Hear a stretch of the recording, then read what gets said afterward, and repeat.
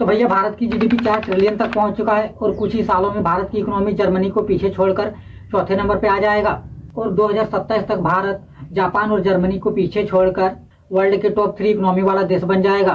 तो भैया आज हम फर्स्ट में बात करने वाले हैं कि जीडीपी है क्या और इसे कैसे कैलकुलेट किया जाता है। सेकंड में हम ये बात करने वाले हैं कि देश की जीडीपी बढ़ने से क्या एक आम आदमी या देश की गरीब आदमी पर कोई प्रभाव पड़ता है। थर्ड में देश की 4 ट्रिलियन की इकोनॉमी में आपका कितना हिस्सा है और ये हिस्सा आपको कब तक मिलने वाला है। और फोर्थ में हम ये जानने वाले हैं कि 4 ट्रिलियन की इकोनॉमी बनाने में आपका कितना योगदान है। तो चलिए वीडियो को शुरू करते हैं और जानते हैं इसके बारे में।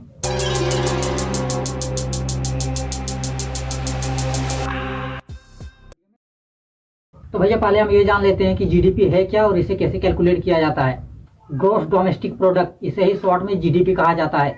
यहाँ ग्रोस का मतलब है टोटल, डोमेस्टिक का मतलब है इंडिया के पॉलिटिकल बाउंड्री के अंदर और प्रोडक्ट का मतलब है सामान और सर्विसेज। तो जो भी प्रोडक्ट या सर्विस पूरे एक साल में पब्लिक को दे के उससे जो पैसा बनता है उसी के टोटल वैल्यू को जीडीपी कहा जाता है। यहाँ प्रोडक्ट की लिस्ट की बात करें तो भारत के अंदर हर एक वस्तु जिसका मैन्युफैक्चरिंग हो रहा है और पब्लिक उसे यूज कर रही है उसके फाइनल प्राइस को जीडीपी में ऐड किया जाता है। फाइनल प्राइस कहने का मतलब है कि भारत के अंदर बहुत सारे प्रोडक्ट बनते हैं जैसे लैपटॉप, मोबाइल, वाटर बॉटल, जूता, क्लॉथ और ऐसे बहुत सारे प्रोडक्ट बनते हैं। और ये जो प्रोडक्ट है बहुत सारे कंपोनेंट से मिलकर बनता है। जैसे लैपटॉप बनाने के लिए तो लैपटॉप में प्रोसेसर होना चाहिए, विंडो चाहिए और ये सारे कंपोनेंट होने के बाद ही लैपटॉप मार्केट में बिकने के लिए तैयार होता है। और जो भी लैपटॉप आप खरीदते हैं उसके लिए आपको विंडो या प्रोसेसर के लिए पैसा नहीं मांगते हैं, बल्कि उसमें विंडो और प्रोसेसर के पैसे को इंक्लूड करके लैपटॉप का फाइनल प्राइस मांगता है जो मार्केट में चल रहा हो।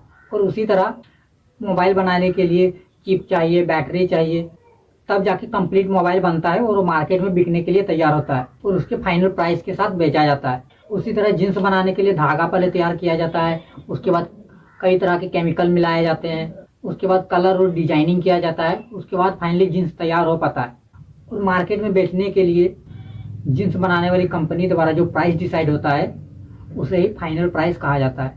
और यही फाइनल प्राइस हर एक प्रोडक्ट का जीडीपी में ऐड होता है। और ये तो हो गया प्रोडक्ट की बात। अब बात कर लेते हैं हम सेवा क्षेत्र की।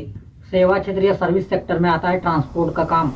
जैसे आप दिल्ली से गोवा या फिर कहीं और जा रहे हो तो आप या तो ट्रेन से जाओगे या तो फ्लाइट से जाओगे या तो कार से जाओगे। और ये जो आपको एक स्थान से दूसरे स्थान तक पहुंचाने का काम कर रहे हैं उसी को सर्विस कहा जाता है। और ऐसे सर्विस से जो पैसे जनरेट होते हैं उसे भी जीडीपी में ऐड किया जाता है। सर्विस सेक्टर में या कहे तो सेवा क्षेत्र में देश की टेलीकॉम कंपनियां, एयरटेल, जियो और जो भी टेलीकॉम कंपनी सर्विस दे रही है उस पैसे को भी जीडीपी में ऐड किया जाता है। उसके बाद सर्विस सेक्टर में बैंक आता है, LIC, school, coaching institute, college, ये सारे सेक्टर अलग अलग तरह के सर्विस दे रहे हैं और इस सर्विस से जो देश में पैसे आ रहे हैं वो भारत की जीडीपी में ऐड हो रहा है। और इन सभी सेक्टर के डेटा का हिसाब सेंट्रल स्टैटिस्टिकल ऑफिस शॉर्ट में सीएसओ रखता है। और सीएसओ जीडीपी के डेटा को 8 सेक्टर से इकट्ठा करता है। फर्स्ट है कृषि क्षेत्र, दूसरा है मैन्युफैक्चरिंग, तीसरा है इलेक्ट्रिसिटी, फोर्थ में gas supply, mining, fishing, hotel services, construction, व्यापार, trade, communication, financing, real estate और इंश्योरेंस। और इसी से पता चलता है कि किस सेक्टर में ग्रोथ बढ़ रहा है और किस सेक्टर में ग्रोथ कम है। और इसी के अकॉर्डिंग भारत सरकार अपनी पॉलिसी बनाता है। फिलहाल अभी भारत की जीडीपी में सर्विस सेक्टर का 53.66%, औद्योगिक क्षेत्र का 31% और कृषि सेक्टर का 17% योगदान है। जीडीपी 2 तरीके से कैलकुलेट किया जाता है, फर्स्ट में एनुअली और सेकंड में क्वार्टरली, यानी कि साल के हर 3 महीने में पिछले साल के फर्स्ट 3 महीने के डेटा को इस साल के पहले 3 महीने से कंपेयर किया जाता है। और इसमें यह देखा जाता है कि कंजम्पशन कितना हुआ है, गवर्नमेंट ने किस सेक्टर में कितना पैसे खर्च किया है, लोगों का इन्वेस्टमेंट कितना है और नेट एक्सपोर्ट कितना है।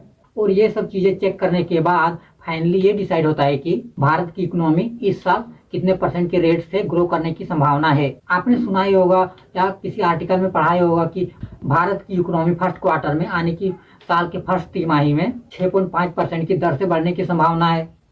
और जीडीपी हमेशा 2 टाइप का होता है, फर्स्ट में रियल जीडीपी और दूसरा नॉमिनल जीडीपी। और जीडीपी हमेशा 2 ही कंडीशन में बढ़ता है, फर्स्ट में प्रोडक्शन, या तो उत्पादन ज्यादा से ज्यादा हुआ हो, गुड्स एंड सर्विस का डिमांड मार्केट में बढ़ा हो, और सेकंड केस में ये हो सकता है कि प्रोडक्शन उतना ना हुआ हो लेकिन गुड्स एंड सर्विस की प्राइस बढ़ गया हो।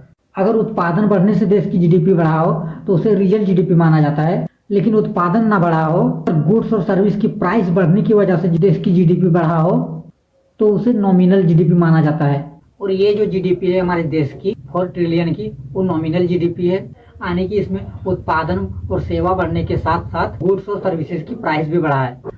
और जीडीपी से देश की हालत का पता चलता है और इससे ये डिसाइड होता है कि देश की इकोनॉमी आगे बढ़ रहा है या पीछे आ रहा है। अब बात आती है योगदान की, तो हर व्यक्ति ने कुछ ना कुछ खरीदा होगा, कोई ना कोई सर्विस साल भर में लिया ही होगा, तो सारे भाइयों का जीडीपी में तो योगदान है ही। और अभी भारत की पर कैपिटल इनकम पहले 1,72,000 रुपये था, जो अब लगभग 2 लाख रुपए तक हो गया है। लेकिन किसी भी भाई को ये पैसे मिलने वाले नहीं है, ये सिर्फ दूसरे देशों के साथ कंपेयर करने के लिए है। तो भैया अब हम बात कर लेते हैं कि जीडीपी बढ़ने या घटने से एक आम आदमी या गरीब आदमी की लाइफ में क्या असर पड़ता है। तो जीडीपी जब बढ़ रहा है तो लोगों के लिए रोजगार का साधन बढ़ेगा, अनएम्प्लॉयमेंट की समस्या दूर होगा, लोगों के इनकम बढ़ेंगे, लोगों का बचत ज्यादा होगा। और अगर जीडीपी घटता है तो अमीर आदमी के कंपेरिजन में एक गरीब आदमी को इसका ज्यादा असर झेलना पड़ता है। गरीबी रेखा से नीचे रहने वाले लोगों की संख्या बढ़ने लगती है, रोजगार कम हो जाता है, बेरोजगारी बढ़ने लगता है। लेकिन भारत में अभी जीडीपी तो बढ़ रहा है, लेकिन इस जीडीपी बढ़ने के साथ साथ बेरोजगारी भी बढ़ रहा है, जो आगे चलकर बहुत बड़ी समस्या बनने वाला है। तो भैया हम आपसे मिलते हैं नेक्स्ट वीडियो में, तब तक के लिए जय हिंद, जय भारत।